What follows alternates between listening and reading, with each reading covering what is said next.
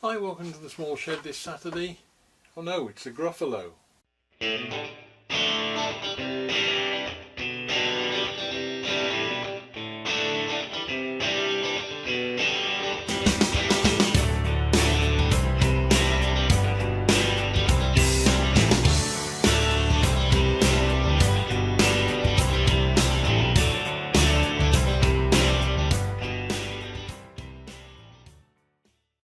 Now, for those of you that don't know, the Gruffalo is a children's story. It's Julia Donaldson, I think, and it's illustrated Alex Sheffer, I think, something like that.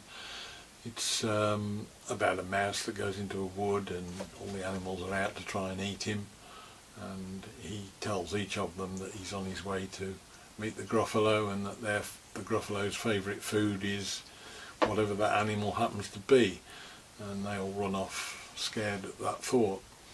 And then he finally meets up with the Gruffalo, which he thought was a made-up creature, but it actually existed, and then that wants to eat him as well. And he, again thinking quickly on his feet, decides to show him that he's quite hard, and everyone else in the forest is frightened to death of him.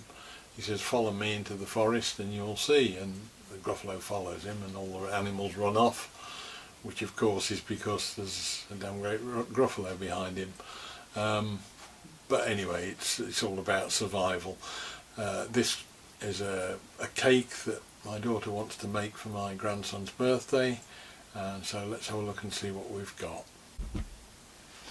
Now, I've got some fag packet sketches from my daughter of the sort of thing she wants. The Gruffalo is going to be about that big, about that tall. But as you can see, he's got relatively small feet. There's a lot of imbalance there.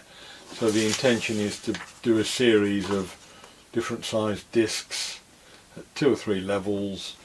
I shall then put some threaded rod up through the middle of the figure, through the pieces, and then bolt it all together so that it gives a good solid base, and those will be stuck down, or the threaded rods will be put into a socket or something in a piece of MDF as a base. The idea is to make the base totally separate so that she can make and ice the cake, drop it into the footprint of the base that we're making. Otherwise, because there are trees around the edge as well, it becomes difficult to work on the figure if you've got other stuff round it at the back, and similarly you can't work on the trees if that is done first. So that's what we've got. There's a rough layout there. It's on a board which will be about this sort of size. We'll have a tree there, probably a tree there, tree stump down here. There's a river got to run through it there, and what, as I say, I shall do, I was going to do it in 18mm MDF. I've decided to make it in 2 layers of 9. That way I can cut out the shape of the base rather than router it out, and that will give me effectively a plug and a socket for the main figure to go into.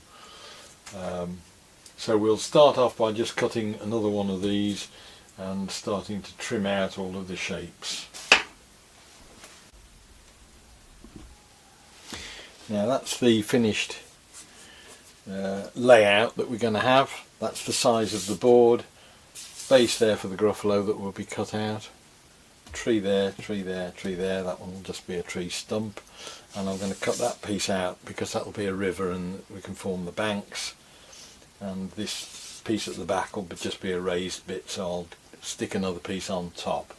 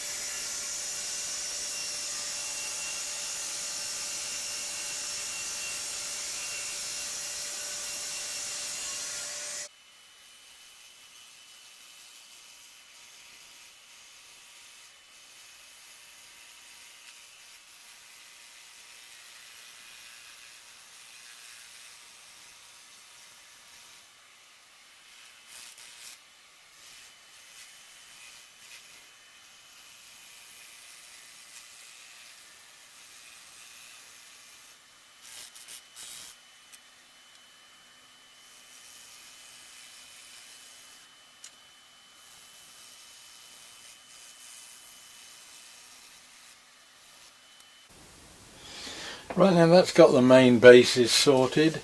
There's the sub base which will hold all of the top parts. There is the part where the Gruffalo will be walking through the wood, and he'll be on a separate base that will drop in there. We've got a river. Now I'll probably just sand those banks down lower, and then I've got some raised pieces to go there and there, just to give a bit of relief, and again they'll probably be sanded down. And then all we've got to do now is drill the inserts for the trees there and there, and the base for the Gruffalo himself will have two threaded rods coming up through. Now the threaded inserts I'm using I'm not using the ones that you screw into the timber that I've used on the swings and some of the other things I do, because being 9mm thick, it's not a good idea. You're not going to get much fixing in there, I don't think. So I'm going to put these in. I'll drill a very small pilot hole through first, and because they stick out below the level of the timber just a little bit, I'll use that pilot hole and just put a very light force and a bit, just to make a depression so that the back of the threaded insert can go in. It doesn't matter if they protrude from the top anyway, because that will be part of the cake and everything. So we'll just put a little hole in them first.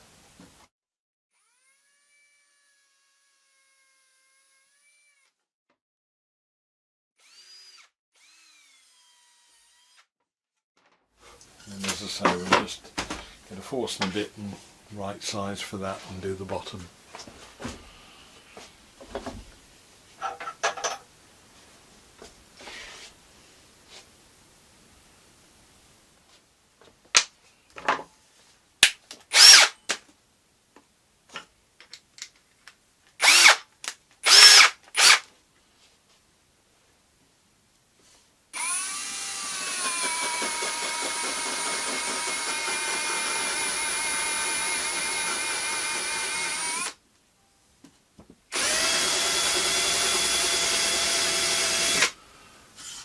Too deep.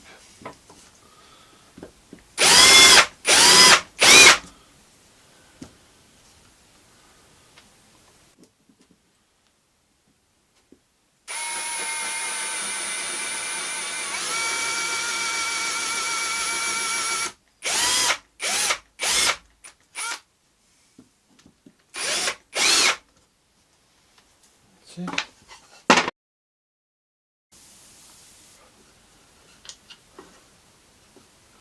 That's more like it.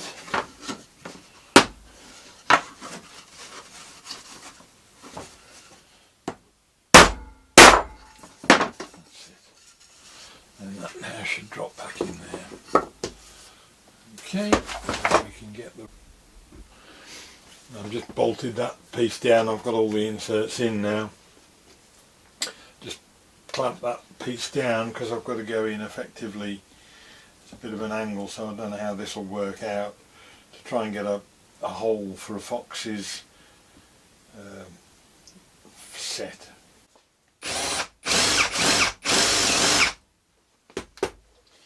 Let's just cut a hole in the base for the fox's lair.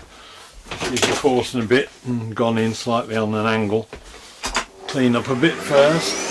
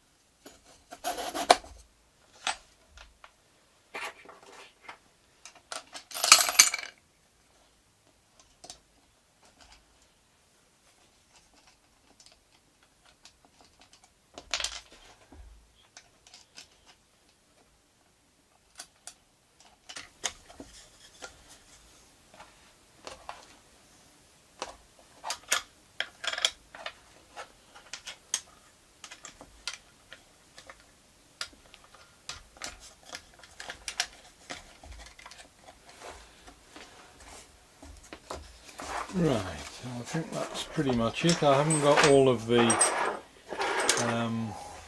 nuts and bolts that I need. I'm a bit short of 4mm nuts at the moment, but I think that's pretty much the idea. And then we'll just get some rods cut. I don't know what she wants to use for trees. We're either going to use a dowel or plastic pipe or something. It's not really any great problem. I've got enough of this stuff now to be able to just put it in wherever I need to with something on it. It'll need a surround of some sort, and it'll need wrapping in foil or something to keep it food safe, but as I said, there won't be a huge amount of cake in any of this. It's more about cake decoration, I think, than anything else. But that's pretty much it now. I just need to give it all a clean up. I shall give it a coat of varnish when I've sanded it. Screw these bits together, and as I said before, what it means is you can lift the figure out, work on it. It's reasonably stable as it is, and then when it comes time to put it into the cake, you can just go into there, and then we'll have a small screw or something just to locate it. Right, well, we've had a couple of emails, and as usual these things have got changed slightly. The tree has now moved across a bit further to the right to leave a bit more room at the back. The Gruffalo has moved forward and twisted round slightly, which meant I've added on the river at the front, pushed that across and cut this bank back a bit. This is all to make things fit which have already been made for it. There's a snake to go around the back and the mouse at the side. The owl will sit on this, which is the small stump of a tree. That'll just screw in there, and then the other two trees will be clad and done with foliage afterwards. They're just basically tubes of plastic pipe, and they've got a small threaded rod about 2/3 of the way through them, some some wooden discs cut, which were done with a hole cutter. They're just the offcuts out the middle, and they just screw onto the inserts, and that sorts that one out. If I can get the right, that's it, get the thread on. So that's it, that's the job finished now, finally, I think. I think we've had the approval on it. I've just screwed the Gruffalo in with a very, very tiny screw in the gap at the back, and that is now strong enough to lift the whole thing up with. So that tiny little screw will hold it, but it means it can be taken out and she can work on the Gruffalo, put it in, redo it, and then just tidy up the base around it afterwards, and we'll see the results when that's finished. So there we are. It's not taken as long as I thought it would, probably an afternoon and another hour or two just to do the cleaning up and varnishing, but that's now ready to go down to my daughter's down in Weston, and it'll give her a couple of weeks to finish it with the cake and icing on top. And that's the start of the work being carried out in the cake kitchen. Some of the parts made for the logs and the snake, the trees were starting to be formed on the base, and the base was getting covered in fondant. There's far more work in this than there ever was in the base, and it's far more clever. Bulrush is being made for the side of the river, and the trees, the leaves are all Rice Krispies dyed green. And moved on to the Gruffalo itself. All of the bases were made food safe. The cake was put in and covered in ganache and chocolate, and then fondant on top of that, and then the final colouring on top of that. But it was sprayed and coloured up to suit. The back of him was covered in all spines, and fortunately my daughter has access to the cake kitchen that I played a very small part in putting together with my son-in-law, that gives her room to spread and get these things done properly, and you can leave them to dry. There's a second cake in the background you could see there, just for eating cake as well. Some of the characters were being moulded, and the resin table boys would like to see the same sort of thing being used in clear sugar that runs through. It's like a live river table, only it's in edible. Everything on it's edible, the boulders and everything. It's all done like that. And then once that was done, it was into the photo booth, get some pictures of it before it went off, and sadly it lasted about 30 seconds before it was all eaten and gone.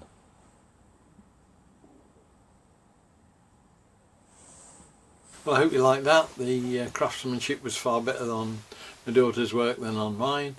Hope you liked the video.